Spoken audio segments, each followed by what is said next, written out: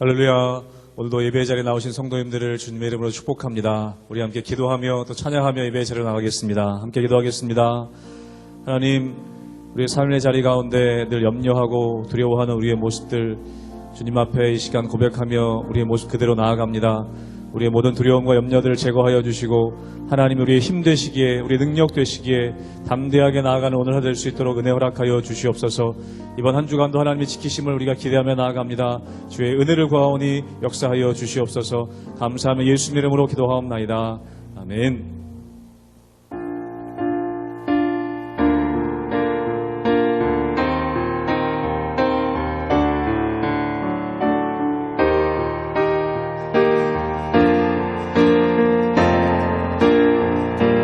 너 근심 걱정 말아라. 너 근심 걱정 말아라. 주 너를 지키리.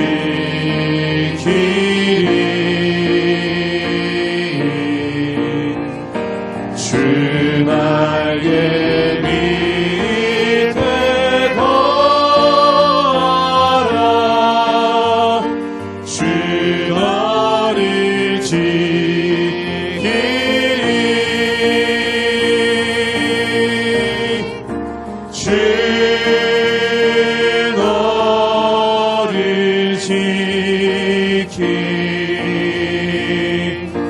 아무 때나 어디서나 주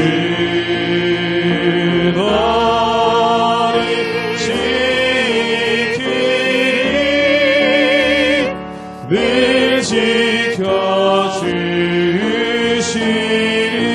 어려워 낙심될 때에 어려워 낙심될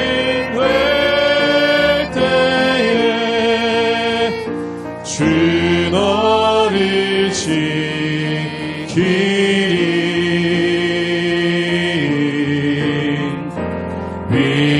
위험한 일을 당할 때 주 너를 지키리. 주 너를 지키리. 주 너를 지키리. 아무 때나 어디서나 주 너를 지키리. 늘 지켜주시리. 어려운 시험 당해도 어려운 시험 당해도 주 너를 지키리.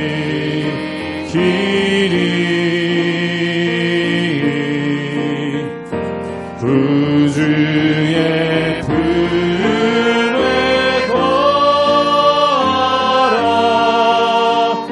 주 너를 지키리. 주 너를 지키리. 주 너를 지키리.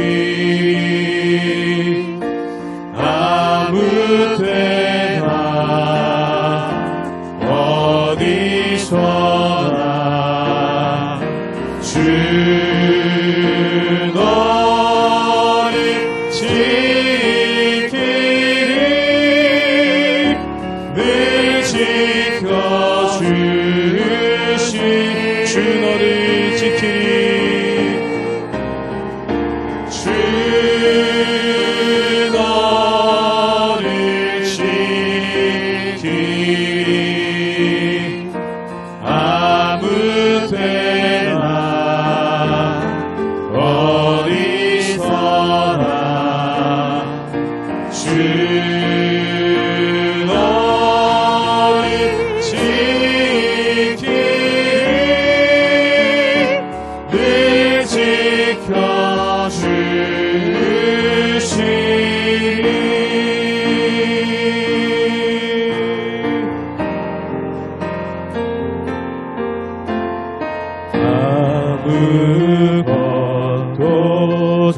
두려워 말라. 주 나의 하나님이 지켜주시네. 놀라지 마라. 겁내지 마라. 주님 나를 지켜주시네. 한 번 더 고백합니다. 아무것도 두려워 말라. 아무것도 두려워 말라. 주 나의 하나님이 지켜주시네. 놀라지 마라. 겁내지 마라. 주님 나를 지켜주시네. 내 맘이 힘에 겨워 내 맘이 힘에 겨워 지치지라도 주님 나를 지켜주시네. 세상의 험한 불판 몰아칠 때도 주님 나를 지켜주시네.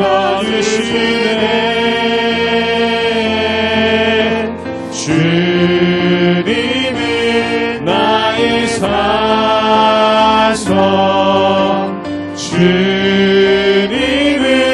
나의 요새, 주님은 나의 소망, 나의 힘이 되신 여호와. 내 맘이 힘에 겨워 지치시라도 내 맘이 힘에 겨워 지치지라도 주님 나를 지켜주시네. 세상의 험한 불판 몰아칠 때도 주님 나를 지켜주시네.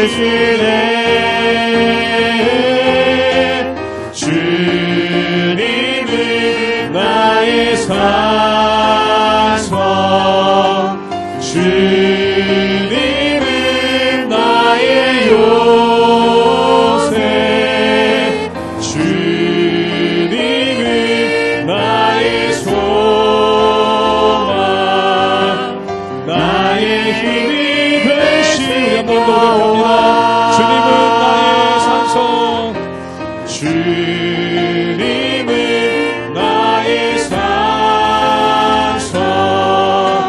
주님은 나의 요새, 주님은 나의 소망, 나의 힘이 되신 여호와.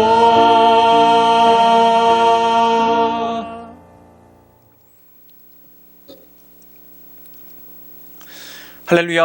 우리 하나님의 은혜와 평강이 우리 성도님들의 삶 가운데 날마다 가득하시기를 주님의 이름으로 축원합니다. 우리가 이 세상을 살다 보면은 내 삶의 위치와 또한 내 삶의 환경이 갑자기 급격하게 변하는 것을 보게 됩니다. 어제까지는 굉장히 존중받는 자리에 있었는데 오늘 갑자기 아무에게도 존중받지 못하고 또한 무시당하는 그러한 위치에 갈 때가 있습니다. 그럼 그것만큼 힘들고 그것만큼 어려운 것이 없는 것이죠. 예를 들어서 속담 가운데 그런 말이 있습니다. 정승집에 강아지가 죽으면은 문상객들이 많이 오지만 정승이 죽으면 아무도 문상 오지 않는다라는 그러한 말이 있습니다. 이것이 무엇입니까? 사람의 힘이라는 것이, 사람의 능력이라는 것이 영원한 것 같지만 어느 한순간에 확 바뀌어버리고 또한 어느 한순간에 내 화려했던 시절이 지나갈 수 밖에 없는 그러한 모습이 있기 때문에 그렇다는 것이죠. 오늘 말씀 가운데 보면은 욥은 자기가 과거에 얼마나 큰 영향력을 가지고 있었는가, 또한 자신이 과거에 얼마나 많은 사람들에게 영향력을 미치고 있었는가에 대해서 고백을 하고 있습니다.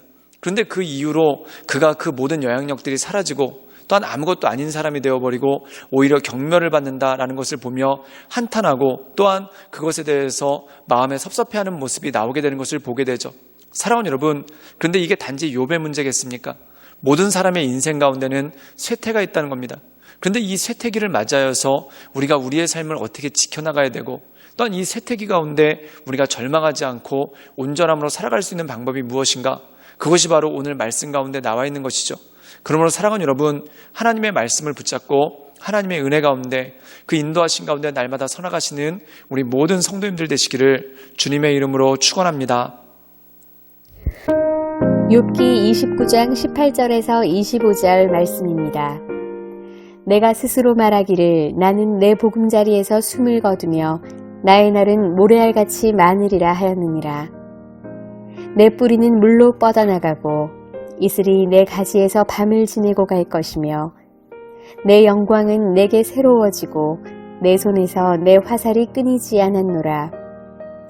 무리는 내 말을 듣고 희망을 걸었으며 내가 가르칠 때에 잠잠하였노라. 내가 말한 후에는 그들이 말을 거듭하지 못하였나니 나의 말이 그들에게 스며들었음이라. 그들은 비를 기다리듯 나를 기다렸으며 봄비를 맞이하듯 입을 벌렸느니라. 그들이 의지 없을 때에 내가 미소하면 그들이 나의 얼굴빛을 무색하게 아니하였느니라. 내가 그들의 길을 택하여 주고 으뜸되는 자리에 앉았나니 왕이 군대 중에 있는 것과도 같았고 애곡하는 자를 위로하는 사람과도 같았느니라.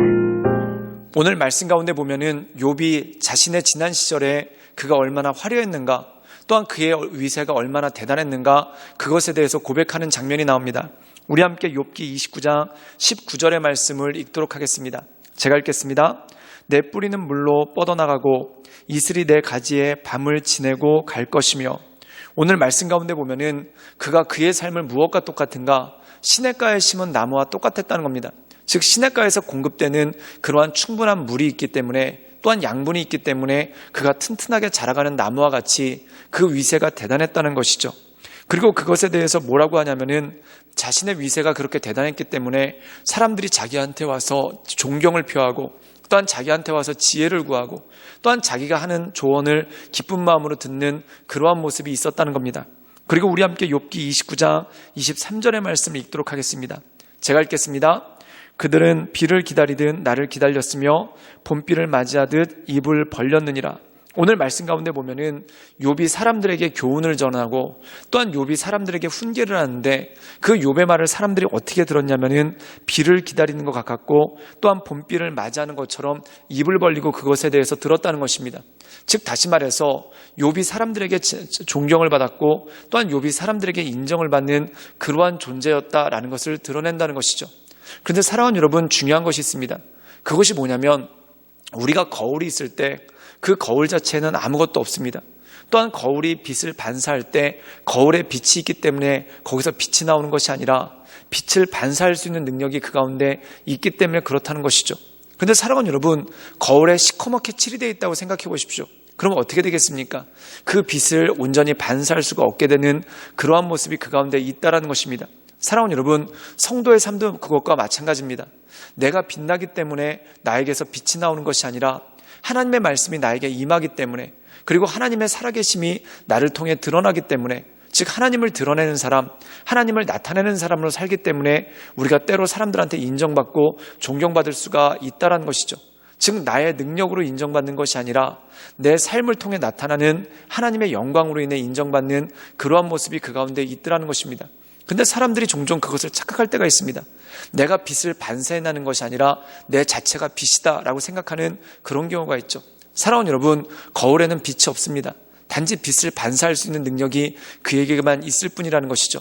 때로 우리가 이 세상을 살다 보면은 우리가 신앙인으로서 존경받을 때가 있고, 또한 때로 사람들이 나에게 와서 내 가르침을 받으려고 할 때가 있고, 또한 나에게 와서 기도 요청을 할 때가 있습니다. 사랑하는 여러분, 그런데 내 인품이 뛰어나거나 내 능력이 뛰어나서 그런 것이 아니라는 겁니다.